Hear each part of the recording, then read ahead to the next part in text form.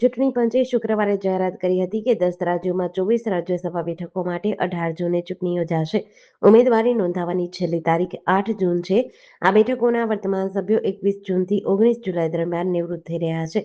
ગુજરાત અને મધ્યપ્રદેશ સહિત 10 રાજ્યોની 24 બેઠકો માટે 18 જૂને મતદાન થશે. ચૂંટણી પંચની જાહેરાત બાદ સંબંધિત રાજ્યોમાં રાજકીય હિલચાલ તેજ થઈ ગઈ છે.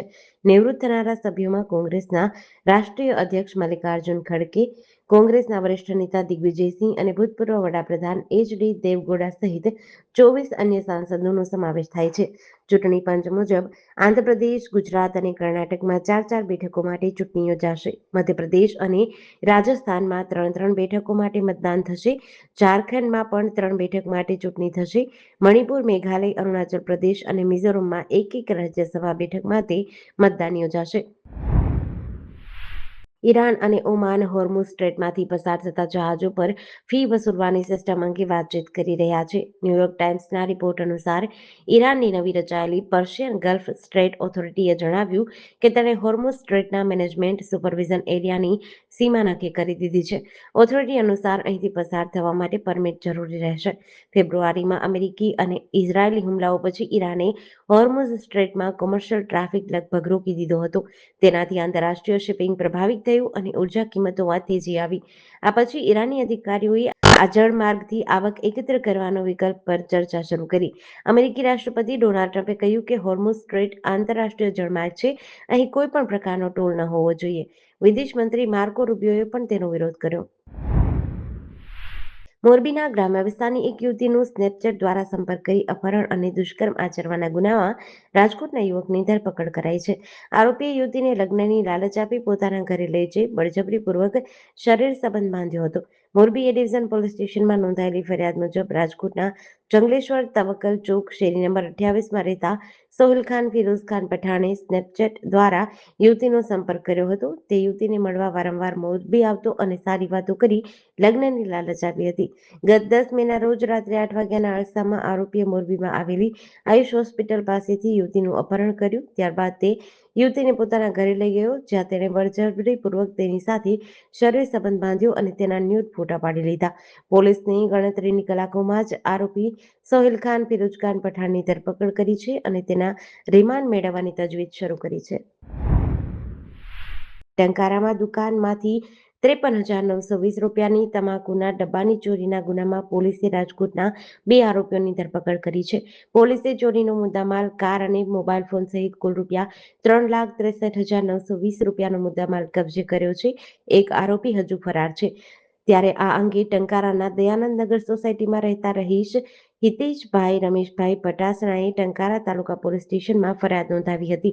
ફરિયાદ મુજબ ગત 17 મેના રોજ વહેલી સવારે 4:30 વાગ્યાની આસપાસ ટંકારાની પનારા ચેમ્બરમાં આવેલી તેમની શ્રીરામ સેલ્સ એજન્સી નામની દુકાનના શટરના તાળા તોડીને ચોરી કરાઈ હતી. ચોરો દુકાનમાંથી બાગબાન તમાકુના 16 નંગ કાર્ટૂન લઈ ગયા હતા, જેની કુલ કિંમત રૂપિયા 53,920 થાય છે. ફરિયાદના આધારે પોલીસે ગુનો નોંધી આરોપીઓને પકડવા માટે તપાસ શરૂ કરી છે. પોલીસે રાજકોટના રવિ ભીખાભાઈ ચાવ અને રૂપેશ ચંદ્રકાંતભાઈ સંચાણિયાની ધરપકડ કરી છે. વર્તમાન સમયમાં ખેતીના કામો માટે ડીઝલની ભારે તંગી વર્તાઈ રહી છે, જેના કારણે જગતનો તાત ભારે હાલાકી ભોગવી રહ્યો છે. જેમાં ભાવનગર જિલ્લાના તળાજા તાલુકાના ત્રાપજ અલંગ હાઈવે પર આવેલ પેટ્રોલ પંપ પર ડીઝલ મેળવવા માટે ખેડૂતોને 4 દિવસ સુધી પેટ્રોલ પંપો પર લાઈનો લગાવીને ઊભા રહેવું પડ્યું છે. છતાં પણ તેમને પૂરતો જથ્થો નથી મળી રહ્યો. ત્યારે સ્થાનિક ખેડૂત ઓમદેવસિંહ ગોહિલે કહ્યું કે અમે છેલ્લા 4 દિવસથી સતત ડીઝલ માટે લાઈનમાં આવીને ઊભા રહીએ છીએ. પંપ પરથી કહેવામાં આવે છે કે ડીઝલ આવી રહ્યું છે, લાઈનમાં ઊભા રહો, પરંતુ માત્ર માંડ 5 થી 10 જણાને ડીઝલ મળે ત્યાં જ સ્ટોક પૂરો થઈ જાય છે અને પંપ બંધ થઈ જાય છે. અમારે મોડી રાત સુધી વારાની રાહ જોઈને બેસી રહેવું પડે છે અને અંતે ખાલી હાથે ઘરે પાછા વળવું પડે છે. જામનગર જિલ્લાના લાલપુર પંથકમાંથી ગત મોડી રાત્રે હિન્દુ સેનાના ગૌરક્ષા વિભાગે કતલખાને લઈ જવાતા 13 ગૌવંશને બચાવ્યા હતા. આ કાર્યવાહી રાજકોટ ગૌરક્ષા પ્રમુખ કાનાભાઈ ભરવાડને મળેલી બાતમીના આધારે કરાઈ હતી. ગુજરાતમાં ગૌવંશને કતલખાને લઈ જવાના બનાવો વધી રહ્યા છે. લાલપુર પંથકમાં ગૌવંશને વેચવાનું અને કતલખાને પહોંચાડવાનું ષડયંત્ર ચાલતું હોવાની માહિતી કાનાભાઈને મળી હતી.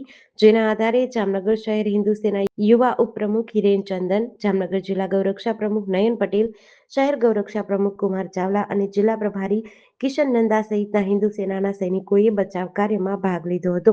ગૌવંશને કોઈ વાહનમાં નહીં પરંતુ જંગલ વિસ્તારમાં ખુલ્લા બાંધી રાખવામાં આવ્યા હતા, જ્યાંથી તેમને વેચાણ કરીને કતલખાને મોકલવામાં આવતા હતા.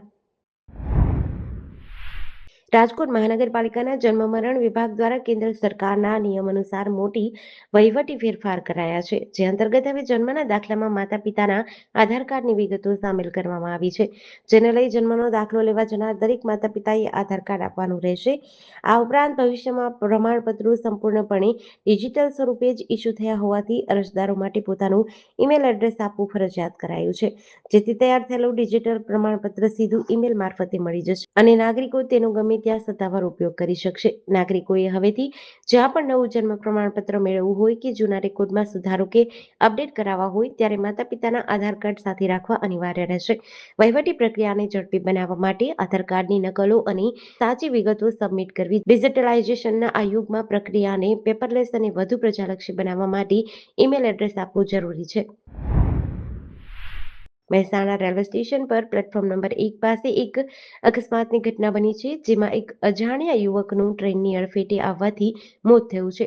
આ અકસ્માત અંગેની જાણ થતાં રેલવે પોલીસનો કાફલો દોડી ગયો હતો અને મૃતકના વાલી વારસાને શોધવા ચક્રો ગતિમાન કર્યા છે. ગત તારીખ 21 મેના રોજ વહેલી સવારે 4 વાગ્યાની આસપાસ મહેસાણા રેલવે સ્ટેશનના પ્લેટફોર્મ નંબર 1 પર આવેલી લિફ્ટની બાજુમાં રેલવે લાઇન પર એક અજાણ્યો પુરુષ કોઈ અગમ્ય કારણોસર પસાર થતો હતો.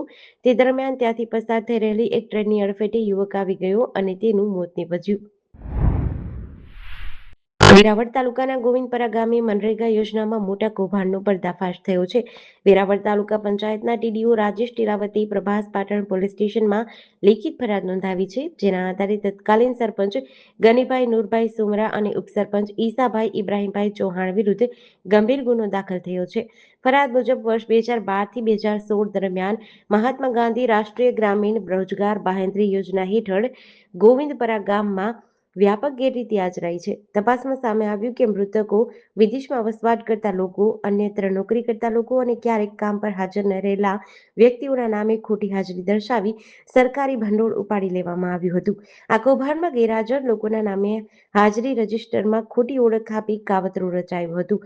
આ રીતે સરકારને કુલ 71,684નું નાણાકીય નુકસાન પહોંચાડવામાં આવ્યું હતું.